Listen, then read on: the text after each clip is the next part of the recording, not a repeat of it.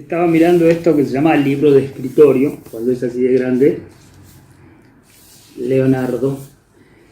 Bueno, es un libro de bocetos de él y dibujos, pero me interesa más que nos centremos en este dibujo, que es las divinas proporciones, es el hombre de Vitruvio. Porque quiero hablarte de matemáticas. Difícil resumir en pocos minutos el sentido tan amplio, tan universal, tan místico y trascendente que tenían los números y tienen los números, que no tiene nada que ver con esa matemática que aprendimos en la escuela, lamentablemente. Leonardo hace este dibujo en 1492, está fechado por los historiadores, es decir, mientras un navegante genovés representando a España venía a invadir América. En ese mismo momento, en Milán, Leonardo hace estas ilustraciones para un libro de Luca Pacioli. Luca Pacioli, que lo había, ayudado a él, presentándole gente en épocas que no venía bien, cuando tuvo que irse de Florencia, después del intento frustrado de pintar la batalla de las grandes batallas que le llamaron, ¿no? Él junto con Miguel Ángel en un mismo recinto. A ver, muchos habían querido intentar dibujar esto que no venía de Luca Pacioli en realidad, sino que el mismo Pacioli lo había tomado de un tal Vitruvio de 1400 años antes, ¿no? Siglo I, que no dibujaba, Vitruvio escribía, entonces había que hacer una bajada de línea, una interpretación y concretizar aquellas ideas que encima Vitruvio las dejaba como latentes, no terminaba de definir, a propósito, porque él pensaba que las cosas, determinadas cosas, no eran para todo el mundo.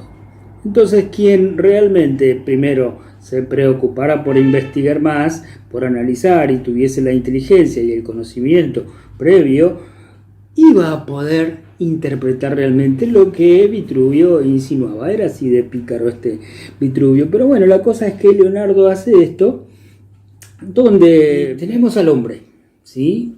Representado por la vertical y horizontal. Y Leonardo lo encuadra, lo mete dentro de un cuadrado. ¿Cuál es el centro de ese cuadrado? Son los genitales. Ahora, ¿qué pasa? El hombre se extiende sus brazos, ¿sí?, en diagonal hacia arriba y sus piernas en diagonal hacia abajo, y eso está dentro de un círculo, cuyo centro de ese círculo, poniendo el compás, es el ombligo.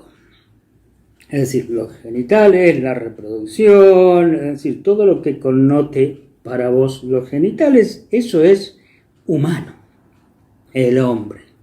El círculo representaba el todo, ¿sí?, la unidad. Ahí es donde algunas religiones después interpretan Dios, ¿no? Porque claro, que era una circunferencia tanto para occidentales como para orientales, ¿sí? Esa figura cuyo centro está en todas partes, porque es un puntito equidistante de todos los demás que conforman el borde.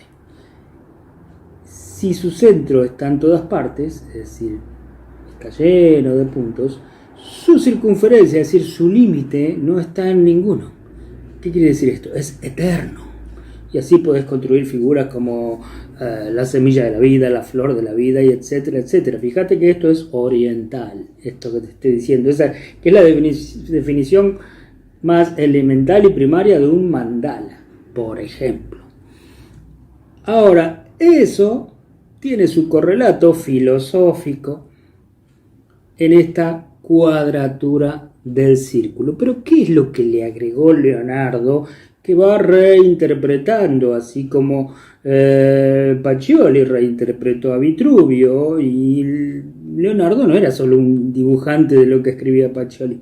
No, él a la vez le puso más cosas.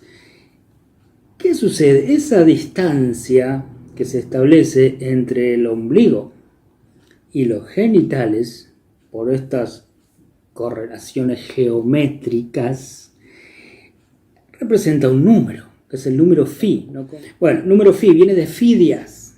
Ese es el famoso número de oro, donde se puede construir la sección áurea. Y ahí toda la geometría, y la geometría sagrada, y toda la geometría que vos conocés. Ahora, fíjate, en una sola figura, Leonardo te pone al hombre y teóricamente a ese Dios, es decir, la unidad y a la vez la individualidad están ahí mismo. El mismo hombre lo es todo. Entonces, bueno, de ahí sí vienen determinadas interpretaciones a lo largo de la historia que terminan en que, bueno, está ese Dios que vos conocés, pero aquel Dios en realidad era un número, era el número uno, era el todo, el caos. Y te vuelvo a decir, como lo dije en otro video, no es sinónimo de desorden ni de algo negativo, no, el caos es el todo. Y si me apurás, Dios es el caos, porque es la unidad. A partir de ahí un puntito se destaca, se empieza a desprender, pero no desprender porque no va afuera, es ahí mismo. Empieza a segmentarse todo ese caos, se empieza a ordenar, porque ahí podemos empezar a medir. A ver, ¿cuánto mide, no sé,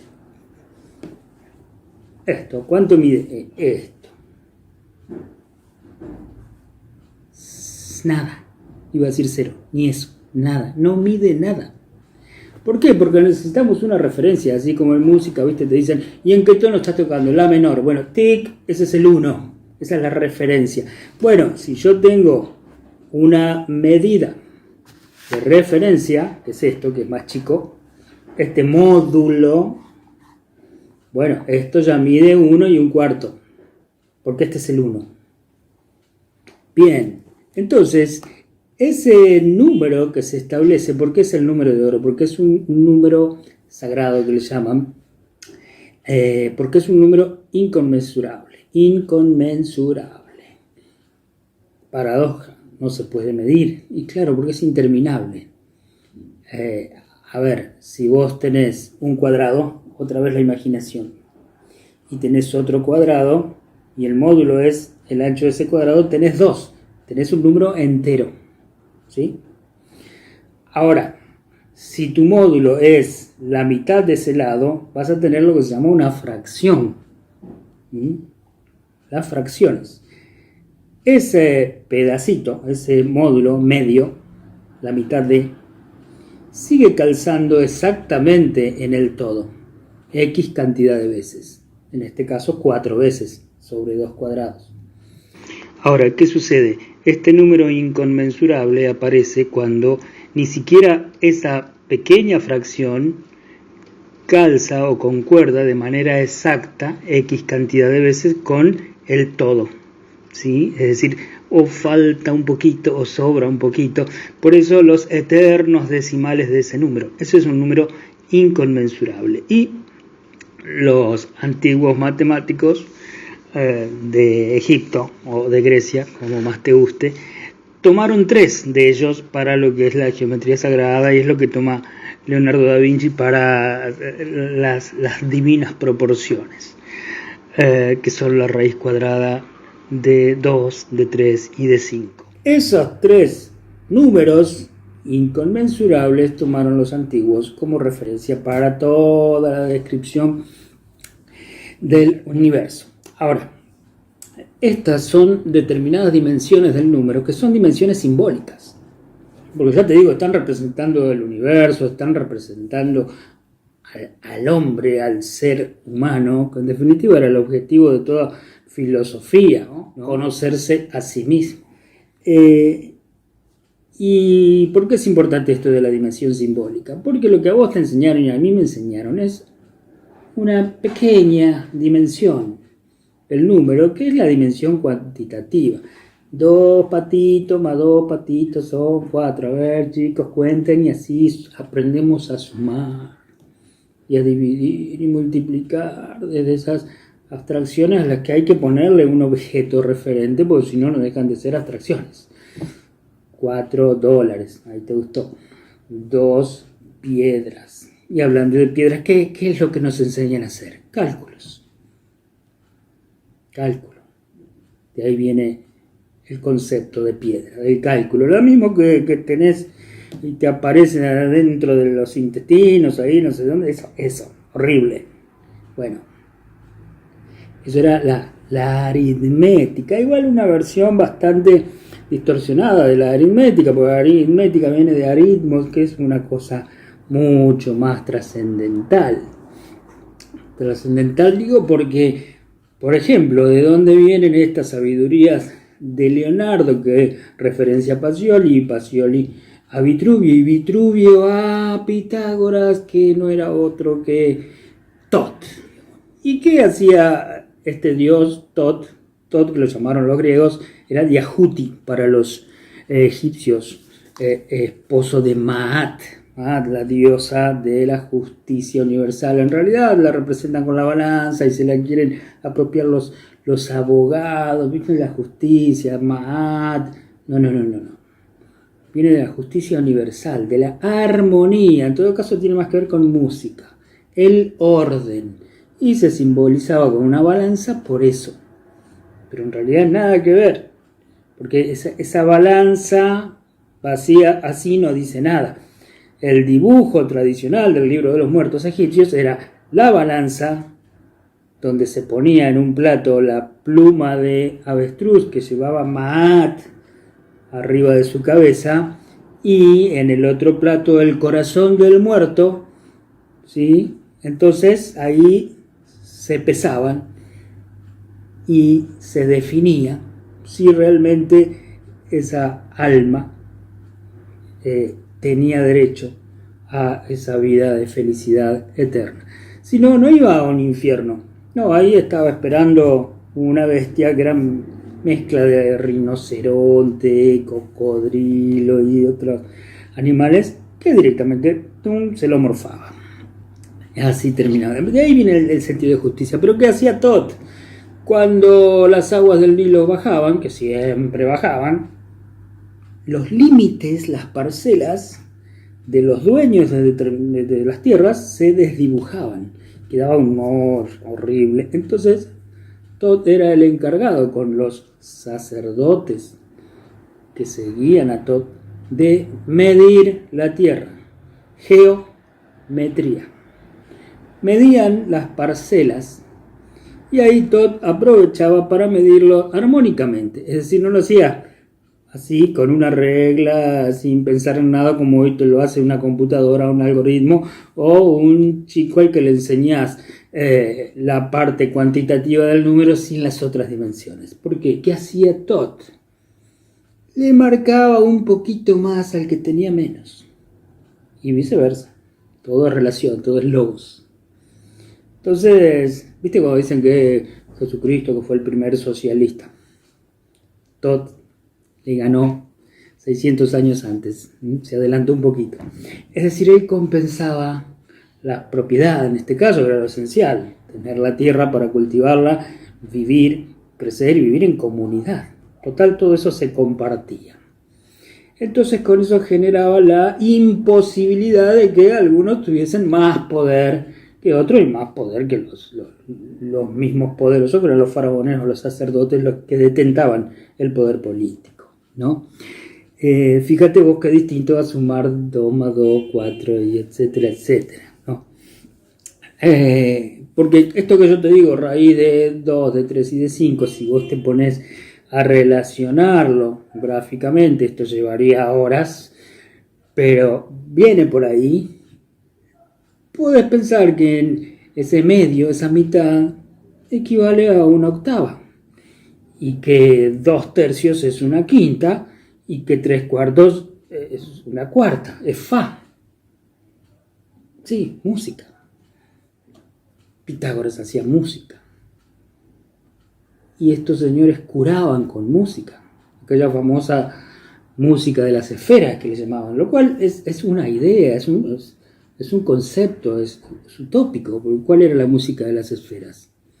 El silencio, porque si no hay atmósfera, que era la música de los planetas, ¿no? Que después tradujo Kepler en partituras, si no hay aire, no pueden transitar los sonidos, el éter, ¿no? Ese quinto elemento. Entonces será el silencio, así como el blanco es la suma de todos los colores, pensar en el color luz. Ahí podría ser una relación para entender un poco, ¿no? Ese silencio era la suma armónica, perfecta, de todos los sonidos. Entonces, uno es un punto, pero claro, ese caos no puede ser descripto, no es nada, es irrefutable, es el todo. Algunos dicen Dios, punto, ahí se termina. Ahora, ¿qué pasa? Aparece un 2, 1 y 2. Tesis y antítesis, es el antagónico. ¿Pero qué es el 2? ¿Es el opuesto? No, el 2 es la dualidad, es un concepto, es una idea. Es este equilibrio, la dualidad, yin y yang, blanco y negro, ¿sí? Los antagónicos.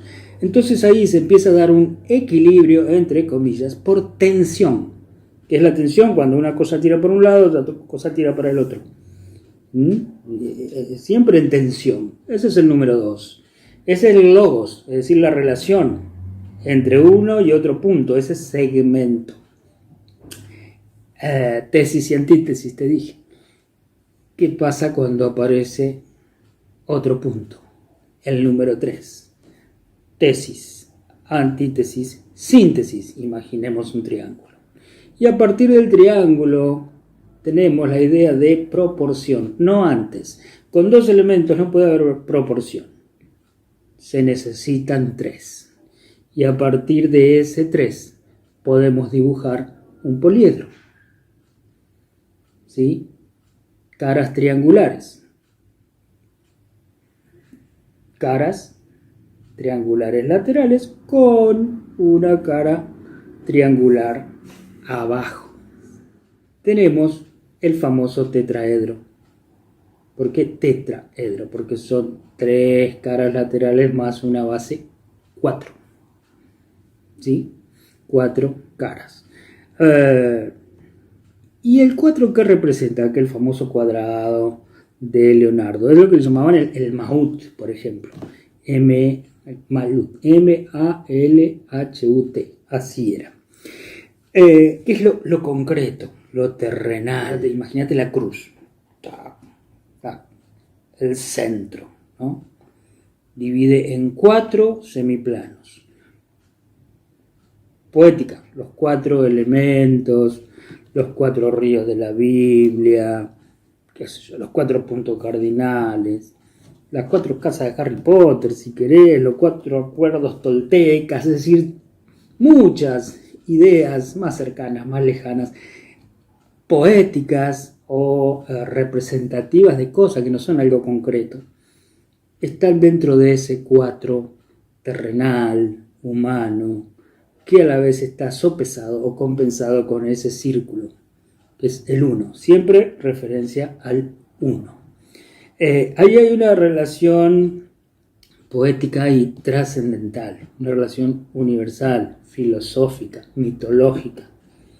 No es el cálculo, no, es mucho más que eso. Y esto es apenas una breve introducción de lo que sería las matemáticas verdadera, profunda, la geometría, que es la puesta en el espacio de esas relaciones numéricas, así como la música es la puesta en el tiempo de esas relaciones numéricas.